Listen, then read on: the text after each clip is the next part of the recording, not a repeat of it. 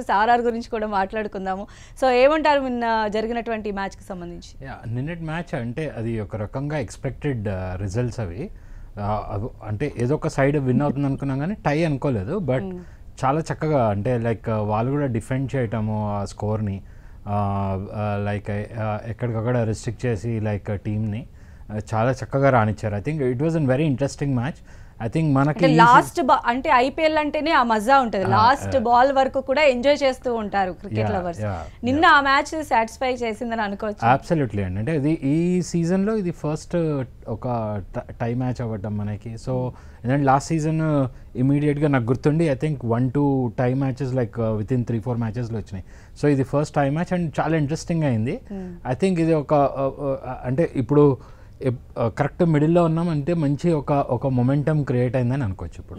So super over గురించి ఏం చెప్తారు? ఈ ఐపీఎల్ సీజన్లోనే ఫస్ట్ సూపర్ ఓవర్ అంటే లైక్ నిన్న ఒక రకంగా నా ఉద్దేశంలో ఏంటంటే సంజు శాంసన్ ఇంజురీ అవ్వటం అనేది ఒక చిన్న డిసడ్వాంటేజ్ అయింది నిన్న ఆర్ఆర్కి. ప్రాబబ్లీ తను ఉండుంటే ప్రాబబ్లీ సూపర్ ఓవర్కి వచ్చి రన్స్ యాడ్ చేసే ఛాన్స్ ఉండేది.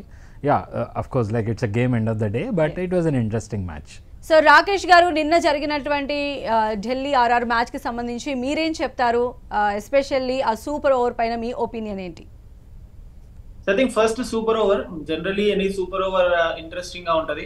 బట్ మ్యాచ్ డెఫినెట్ గా ఆర్ఆర్ గెలవాల్సిన మ్యాచ్. లాస్ట్ ఓవర్ లో 9 runs చేస్ చేయడం అనేది it's very very easy. Generally ప్రస్తుతం చూస్తున్న ఈ T20 ఫార్మాట్ లో ధ్రువ్ జురేల్ డబుల్ రన్ ని రిజెక్ట్ చేయడం and last ball big shot కి కొట్టకుండా జస్ట్ పుష్ చేసే ప్రయత్నం చేయడం అదొకటి.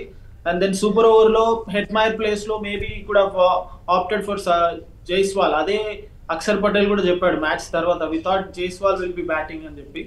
అండ్ దెన్ ఒక నో బాల్ వేసి ఆ బాల్ 6 వెళ్ళిన తర్వాత కూడా సూపర్ ఓవర్ లో ఎక్కువ రన్స్ స్కోర్ చేయలేకపోయారు రాజస్థాన్. సో చేతులారా మ్యాచ్ ని రాజస్థాన్ ఓడిపోయినట్టు అనిపించింది. అంటే రన్అట్లే కొంప ముంచాయని అనుకోవచ్చు అంటారా?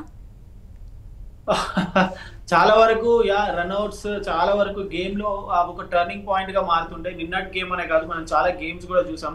ఇన్ఫాక్ట్ ఇంటర్నేషనల్ క్రికెట్ లో కూడా చాలా సందర్భాల్లో చూసాం. మంచిగా జరుగుతున్న ఇన్నింగ్స్ లో run out all of a sudden, because ఆ విధంగా అవుట్ అవ్వాలని ఎవరు కోరుకోరు.